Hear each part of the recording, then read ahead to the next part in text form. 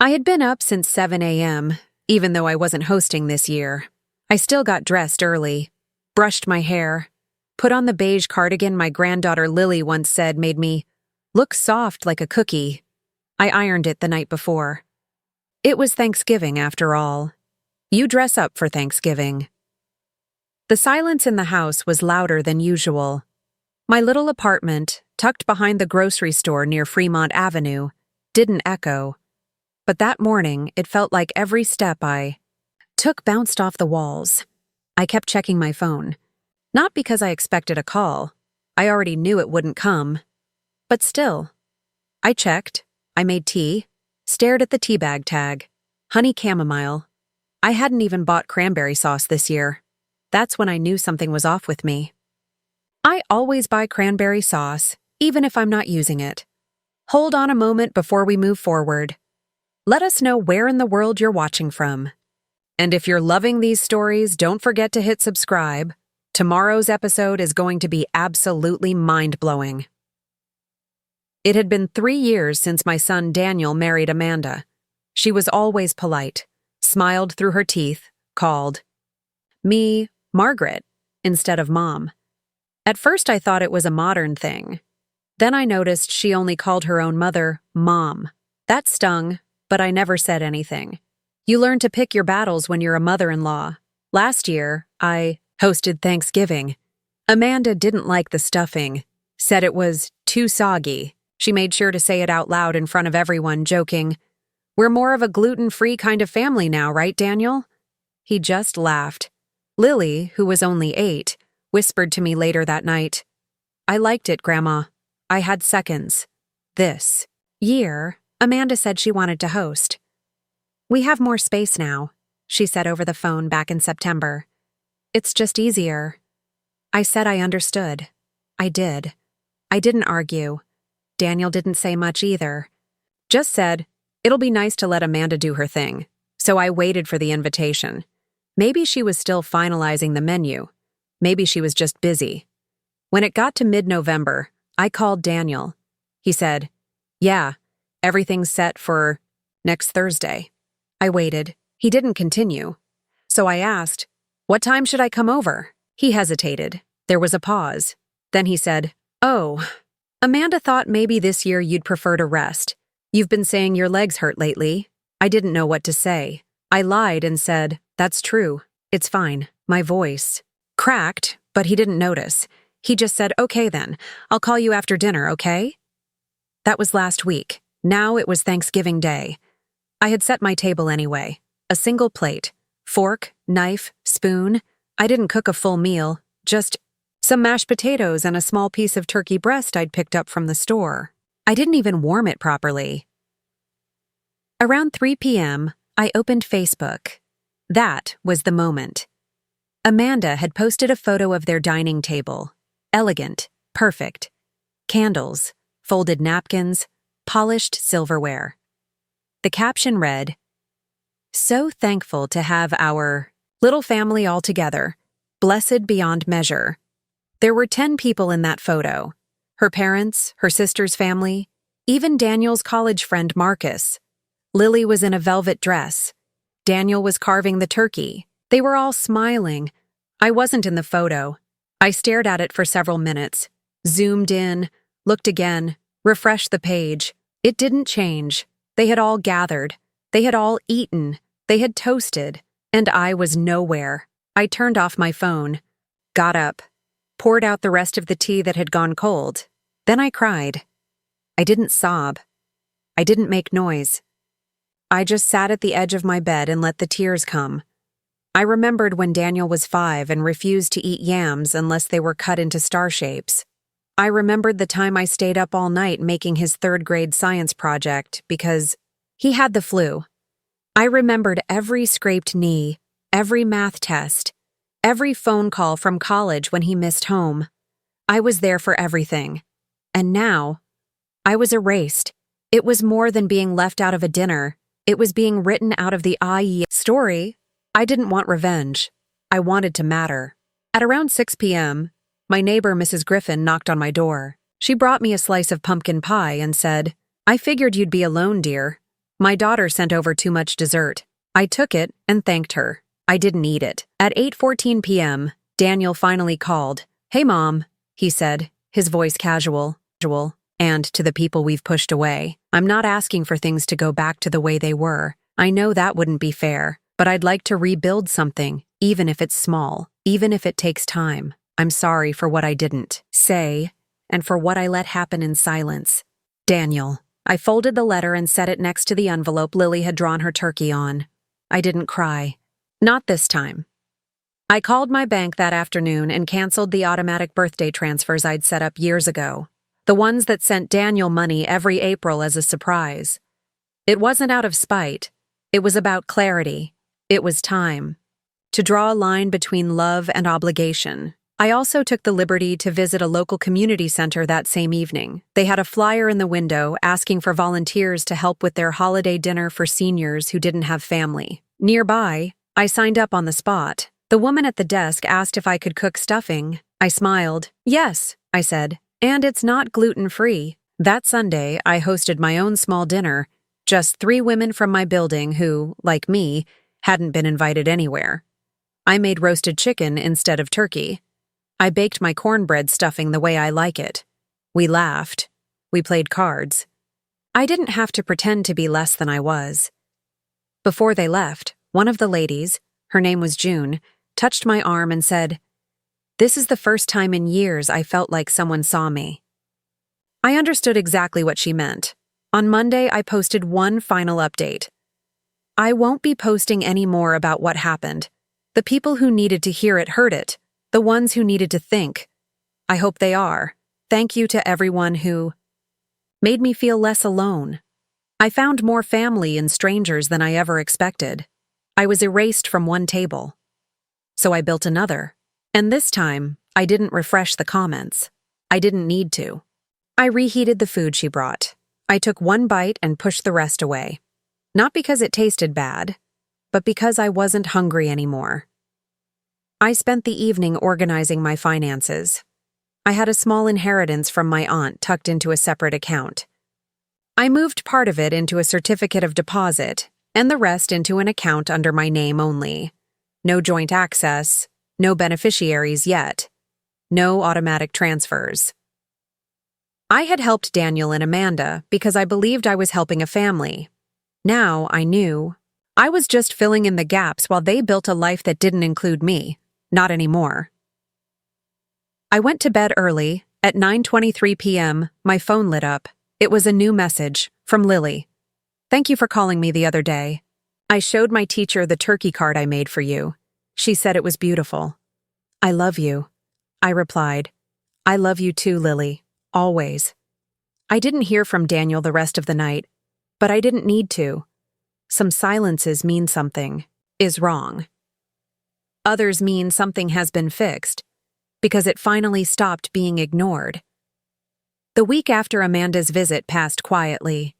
Daniel didn't call, Amanda didn't message, and for the first time in a long time, that silence didn't feel like punishment. It felt like space, the kind I had been needing for years and never dared ask for. I focused on myself. I cleaned the guest room that no one ever stayed in. I put fresh linens on the bed and took the old photo albums down from the shelf. I flipped through them, page by page. Daniel's school pictures, the camping trip we took when he was 11, Lily's second birthday, with pink balloons and icing on her nose. Amanda barely appeared in those photos. I realized that even in the memories I valued most, she was always at the edge of the frame. On Thursday, Lily had her school play.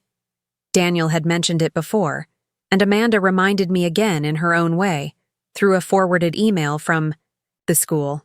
I debated whether to go. I had already told Amanda I'd think about it, but I knew it wasn't about Amanda. It was about Lily. So I went. I arrived 10 minutes early and sat in the second row from the front.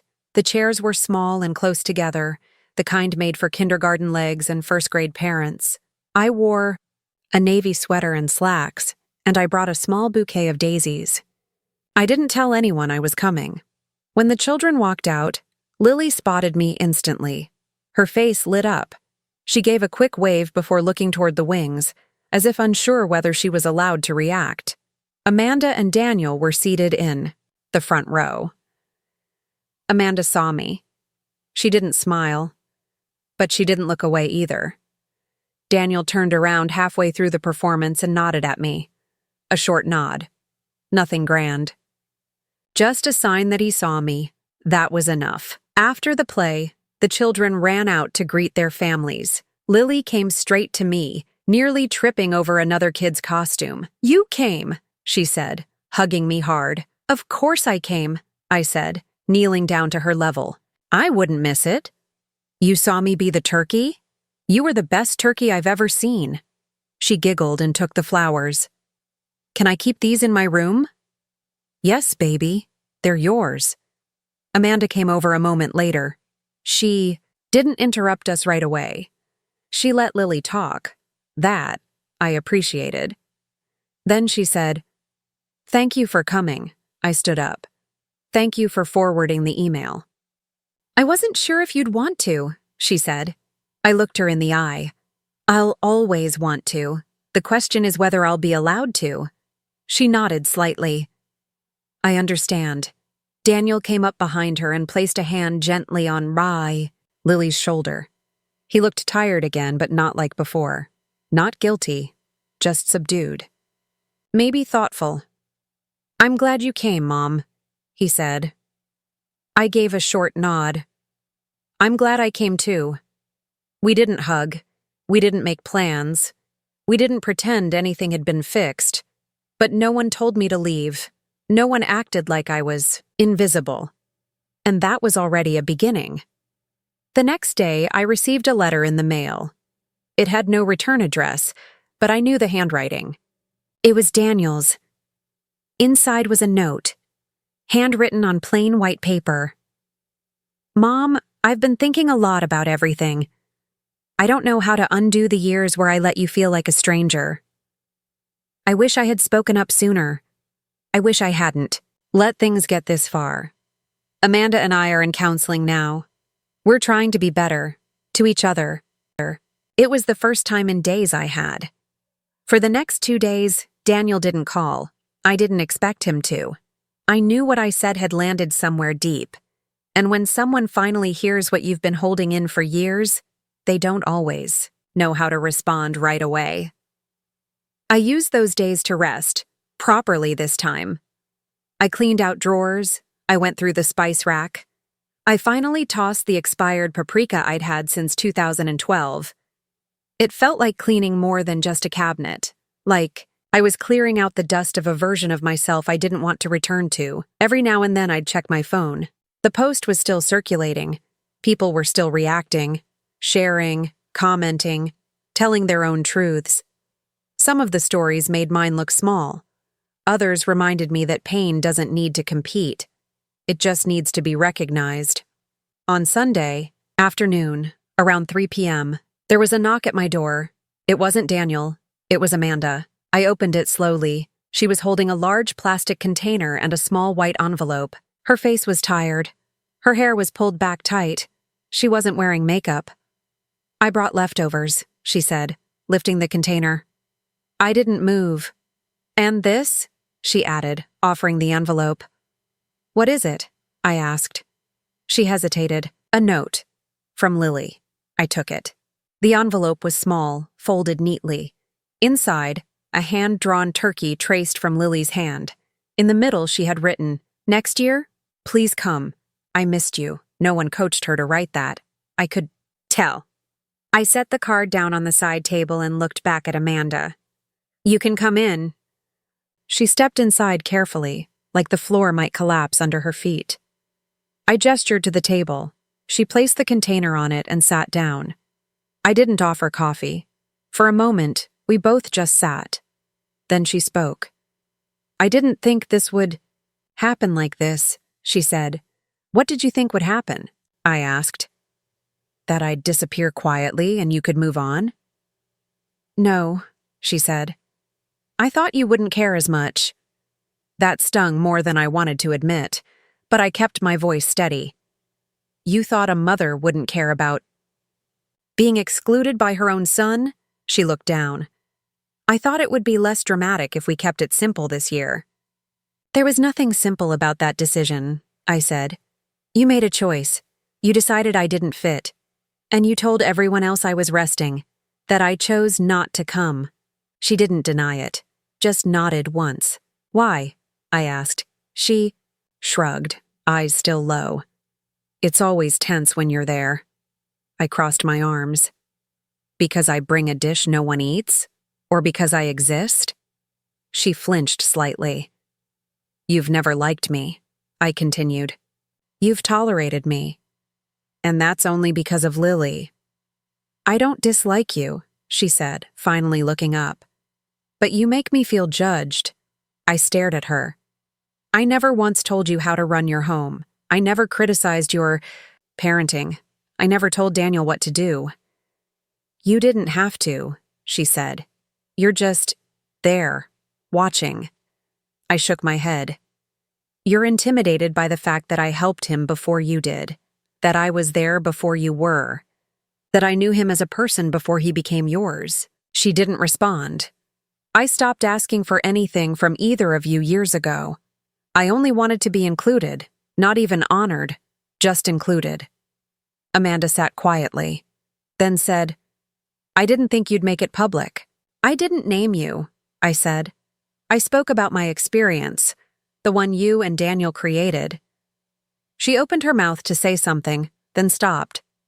I'm not going to apologize for telling the truth, I said. But I will say this. I don't want revenge. I don't want pity. I want space. And I want respect. She nodded slowly. I understand.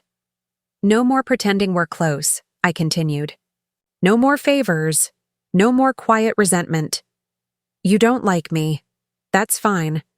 But you'll treat me with basic human decency. Especially in front of my granddaughter. She swallowed. Okay. I stood up. She took the cue and rose too. I appreciate the food, I said. But next time, don't bring peace offerings if they're just to make yourself feel better. She looked like she wanted to argue, but she didn't. She just nodded again, then walked to the door. Before leaving, she turned back. Do you want to come by next week for Lily's school play? I didn't answer right away. I'll think about it, I said, but not for you, for her. That night, then I typed back, I wanted to be invited to Thanksgiving. That's all? No response. At noon, I got a call from the apartment intercom. It was Daniel. I didn't buzz him in immediately. I stood there for a few seconds, my finger hovering over the button. Then I pressed it. I opened the door just as he came up the stairs. He looked different, like he hadn't slept either. His hair was messy, his eyes red. He stood there, holding nothing. Not a pie, not a peace offering, just his hands in his coat pockets. Hi, he said quietly. Come in, I said. I stepped aside. He walked into the apartment and looked around like he hadn't been there before. He had, several times, but not in the last year. Not since. Amanda started saying things like, it's easier if we host, or Mom's place is too small for Lily to play. He sat down at the table. I stayed standing. Why did you come? I asked. He hesitated. I thought maybe we could talk. I've been talking, I said, for days now. You just didn't like what I said. He looked down at his hands. I didn't realize it would get so out of hand. It's not out of hand, Daniel. It's the truth. That's what's upsetting you. You didn't expect it to be heard by this many people. He didn't argue, just nodded slightly. Amanda's hurt, he said. She feels like you exposed her. I didn't mention her name. I didn't even mention yours. People figured it out because the truth is clear when you see it laid bare. He stayed quiet. I finally sat down across from him. I looked at him. Really looked. He wasn't a boy anymore. He was a grown man, a husband, a father. But in that moment, he looked like neither. He looked lost. Do you think I deserve to be left out? I asked. His eyes met mine. No, I don't. I never did. I just didn't fight it. That hurt more than I expected. So you let her decide I wouldn't be there, and you went along with it. He nodded slowly. I didn't want to argue with her, he said. I thought it would just be for this year. Maybe next time. There's always a next time, Daniel. Until there isn't. Until your mother's sitting in a quiet apartment eating alone while her granddaughter poses for photos in a dress she never got to see. He looked down again. I'm sorry, he said. Are you? I asked. He swallowed. Hard. I didn't think it through. I leaned back in my chair. That's the problem. You never do, I said. Not when I helped you with your first rent. Not when I took care of Lily so Amanda could go back to work. Not when I gave you the down payment for the house. You always took. But you never looked back to see what it was costing me. He flinched. I thought you liked helping. I did. Because I loved you. I still do. But love doesn't mean letting yourself be erased. There was a long silence, the kind that felt like it might crack something open. Then he asked, What do you want now? I looked at him carefully. I want you to understand what you did, I said. Not just apologize. Not just clean it up. I want you to feel it, the weight of it. He nodded. Okay, and after that? I asked. I want boundaries, real ones. He looked confused. No more money. No more favors. No more pretending everything's fine when it isn't. I don't want to be just the emergency contact you call when things fall apart. I want to be treated like a person, not a backup plan. He was quiet again. Then finally he said, That's fair. And one more thing. I said, I want to speak to Lily. Without Amanda listening in, just me and her. He nodded again. I'll talk to Amanda. You don't need to talk to her, I said. You need to act. If you believe I matter, then act like it. He stood up slowly. Okay, he said. I'll try. I didn't hug him when he left. I didn't say I love you. I didn't need to. That night I got a FaceTime call from Lily. She was sitting on her bed in her pajamas, hugging a stuffed panda. Hi, Grandma, she said softly. Hi, baby, I said. My throat tightened. Daddy said you were sad. I was, I told her. But seeing you now helps. I saved you a piece of pie, she said. I told Mommy we should have invited you. I smiled. That means a lot, sweetheart. You'll come next time? She asked. I hesitated. I don't know, I said honestly. But I'd like to see you more. Me too, she said. Then, leaning closer to the screen, she whispered, I like your stuffing better than Mommy's. I laughed, but it helped them get their home. I remembered the day Amanda thanked me. She gave me a tight smile and said, It'll be good to have the house paid down sooner. It gives us freedom. Freedom for them, maybe. I didn't realize I'd be repaid with distance. I spent the afternoon gathering more documents, not because I wanted revenge, but because I was tired of letting them rewrite the story. That evening, I opened Facebook again and wrote a second post. Since some people believe I'm trying to cause drama with my last post, I think it's fair to clarify something. I did not ask to be celebrated. I didn't even ask to be included. I only asked not to be erased. For those wondering what I did for my family over the years, I gave them $10,000 for their home down payment. I paid $7,500 toward medical expenses when they couldn't afford surgery. I bought groceries for them when Daniel was out of work.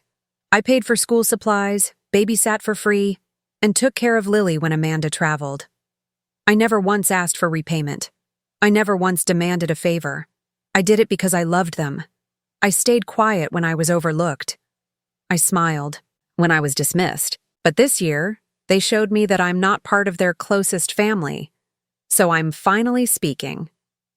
If that makes me dramatic, so be it. I attached a screenshot of one of the bank transfers. Just one. A $10,000 payment labeled, House Gift for Daniel and Amanda, May 2017. I hit post and closed the laptop. I didn't read the comments this time. I needed a break from all of it. I went to take a walk around the block. The wind was sharp, but it cleared my head. When I got back, there were 2 missed calls from Daniel, then one from Amanda, then a text. Daniel, what are you doing? Why are... You dragging us like this? I didn't reply. 5 minutes later, Daniel. You're blowing this way out of proportion. Amanda's getting hate mail now. I stared at the screen for a long time, then typed, That's not my responsibility. I didn't name anyone. I told the truth. I set my phone down and took a deep breath. My hands were shaking a little, but I didn't feel scared. I felt calm. A few hours later, a message arrived from someone unexpected, Amanda's mother, Margaret. I just want to say I'm sorry. I didn't know what was going on. I assumed you weren't feeling well this year. Amanda told us you'd chosen to skip Thanksgiving. I see now that wasn't the case. It took me a moment to absorb her words. So, Amanda lied to everyone, not just me. I replied, Thank you for saying that. It means more than you know. I'm sorry I didn't ask sooner, she wrote. That night, I sat at my kitchen table and stared at the empty second chair across from me. I hadn't had a guest at that table in months. I thought of Lily. I thought of what kind of adult she'd grow into if she learned love could be conditional, that silence could replace honesty, that convenience came before connection. I didn't post anything else that night. I just sat and listened to the quiet. And for the first time in a long time, I didn't feel ashamed of being alone. The next morning, I woke up to more missed calls. 5 from Daniel, 2 from Amanda, 1 from a number I didn't recognize. I let them all go to voicemail. My stomach felt hollow, but I didn't have the energy to make breakfast. Instead, I stood by the window and watched the street. A delivery. Truck rumbled by. A woman walked her dog. Everything outside looked normal, peaceful. And yet, in my world, everything was shifting. I sat down at the kitchen table and opened my phone. The second post had tripled in reach. People were now tagging friends, sharing their own versions of being pushed out, quietly erased by the families they gave everything to. Then, I saw something that made me pause. Amanda had changed her profile picture to just Lily's photo. Her cover photo was gone. Her account was now private. The comments on her Thanksgiving post had been limited. I clicked on it again. A new one had been added, from someone I didn't know. So this is the closest family? Where's Daniel's mother? The woman who paid for your house? It had 7 likes and no replies. I closed the app and opened my messages. A new one from Daniel. Daniel. Mom, please stop. You're ruining everything. Amanda can't sleep. Lily keeps asking what's wrong. Is this what you wanted? I read it twice. Tension? I repeated. From what? Me bringing a casserole that doesn't fit her diet? He didn't respond. I continued. You know what's more tense than having me at the table, Daniel? Not inviting me at all and then watching me find out through Facebook. You didn't mean for me to see it? Or you didn't mean to leave me out? Because I saw it. I saw the table. I saw Lily. I saw your toast. I just wasn't in any of it. He sighed. Amanda thinks you've always judged her. I think she never liked that I exist, I said. I don't interfere. I don't tell you how to raise Lily. I've stayed quiet every time she made a dig at me. Every time she made me feel like a stranger in your house. Mom, I babysat for you. I helped with the down payment on your house. I even lent Amanda money for her dental work when she didn't want to tell you. Did she forget that too? More silence. I'm tired, Daniel, I said finally. I'm tired of pretending I don't notice. He exhaled sharply. Look, this got out of control. People are calling me asking what happened. Good, I said. Let them. You're not even willing to talk this out privately? No, because when I tried to talk, you said I was overthinking. When I asked what time I should come, you said I should rest. The only time you call is when you're doing damage control. Is that really what you think of me? I don't know what to think anymore, I said. But I know how I felt yesterday. And I won't let anyone tell me it wasn't real. He didn't say anything else, just hung up. Later that night, I received a message from Lily. Grandma, are you mad at me? My heart sank. I replied right away. Of course not, sweetheart. None of this is your fault. I love you always. She sent a little heart emoji. That one message meant more than all the others combined. I didn't hear from Daniel again that night. Amanda never wrote back, but my post had been shared over 2,000 times by then. People were writing things like, "This reminds me of my own mother. I'll never ignore her again. Thank you for saying what so many of us feel. I cried reading this. You're not alone." For the first time in a long time, I didn't feel invisible. Not because of sympathy, but because someone listened. The morning after the call with Daniel, I didn't feel relief. I felt drained, emotionally empty, like I'd spilled out everything I had, and there was nothing left to hold me upright. I got up later than usual, close to 9 a.m. The light coming through the curtains made my living room look soft, but I didn't feel comforted by it. I made oatmeal, but I couldn't eat more than 3 bites. I poured the rest down the sink. I sat down and opened Facebook again, expecting the post to have died down. It hadn't. Overnight, the comments doubled. By the time I finished my coffee, the post had nearly 5,000 shares. My inbox was full of private messages. Some were short, "Thank you for writing this," or "You said what I couldn't say." Others were long, painful stories from women in their 60s and 70s. Most of them had experienced exactly what I had. One woman said she hadn't spoken to her daughter in 6 years after being blamed for ruining the family atmosphere just by showing up. I read every single message. At 11:17 a.m., I got a call from an unknown number. I didn't answer. 2 minutes later, a voicemail popped up. It was Amanda. "Hi, Margaret. I guess you've made your point. I really don't understand what you're trying to do here. If you wanted to talk, you could have just picked up the phone. Instead, you turned this into a public thing, and it's affecting Daniel's job, our daughter's feelings, and our peace of mind. I hope you're proud of the mess you've caused." She didn't sound angry. She sounded embarrassed. I didn't reply. Instead, I walked to the back closet and opened the bottom drawer.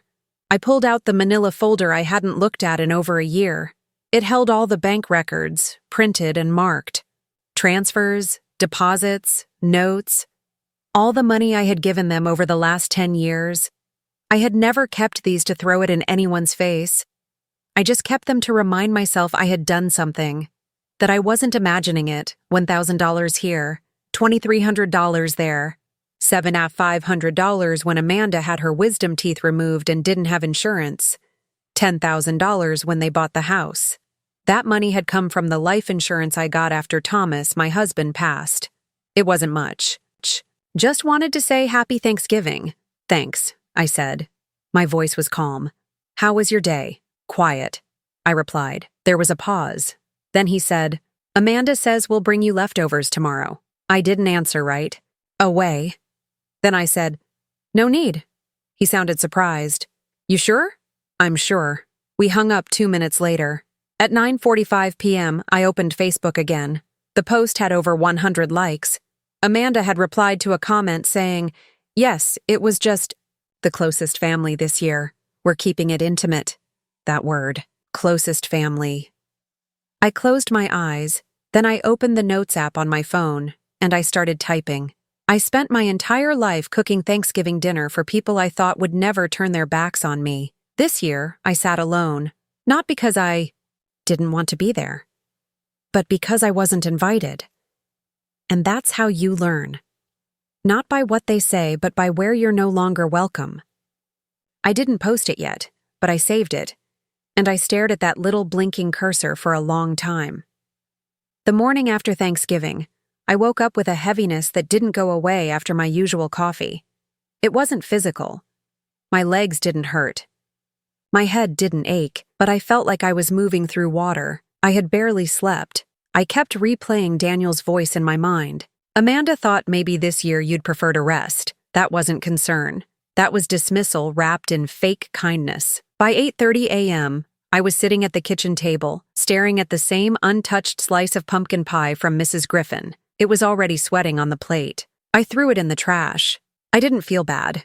I checked Facebook again. Amanda had posted more photos overnight. A group selfie in front of the fireplace. Another of Lily holding a little handwritten, "I'm thankful for my family" sign. Someone commented, "Where's Daniel's mom?" Amanda hadn't responded. I don't know what made me do it. But I clicked into the post and started reading the comments. Some were from people I didn't recognize, maybe from Amanda's side. One woman said, "What a perfect, complete family." I stared at that sentence for a long time. Then I opened my notes app again. My draft from the night before was still there. I read it once more, added a line, and then I posted it. I didn't tag anyone. I didn't mention names. I didn't point fingers. I just posted the truth. I spent my entire life cooking Thanksgiving dinner for people I thought would never turn their backs on me. This year, I sat alone, not because I didn't want to be there, but because I wasn't invited. That's how you learn, not by what they say, but by where you're no longer welcome. I'm still thankful, but not for silence. I put my phone down and washed the mug in the sink. I didn't expect anything to happen. I just wanted to stop pretending I was okay. At 9:15 a.m., the first message came in. It was from Marlene, a woman I used to work with 20 years ago. "Margaret, this post made me cry. You always spoke so highly of your son. I'm so sorry." Then came another. From Carol, my old neighbor from when Daniel was in middle school. "I remember when you made Thanksgiving dinner for our whole building during the snowstorm in 2001. You're the kindest person I know." Then more. Dozens. Then hundreds. By noon, the post had been shared over 400 times. Messages kept pouring in. Strangers saying they felt the same. Grandmothers, aunts, mothers-in-law who also ate alone. Some said they showed the post to their children. Others said they cried reading it. At 1:47 p.m., Amanda texted me. "Amanda, what the hell is this, Margaret?" I didn't answer right away. I didn't owe her an explanation. But I opened the message, stared at the screen, then typed, "It's the truth." No reply. An hour later, Daniel called. I let it ring twice before answering. "Mom," he started, his voice tight. "What did you post?" "You read it," I said. "You tell me." He let out a long breath. "Amanda is furious. I'm not surprised. She says you're trying to shame us publicly." I didn't speak. I mean, was that necessary? Now I laughed. A short, dry laugh. Was it necessary to exclude me from Thanksgiving? There was a pause. "It wasn't meant to hurt you," he said, quieter now. "Amanda just wanted a certain vibe this year. She thought it would be easier with her family only." "I'm your family," I said. "I'm your mother." "I know," he said quickly. "Of course, she just didn't want any tension."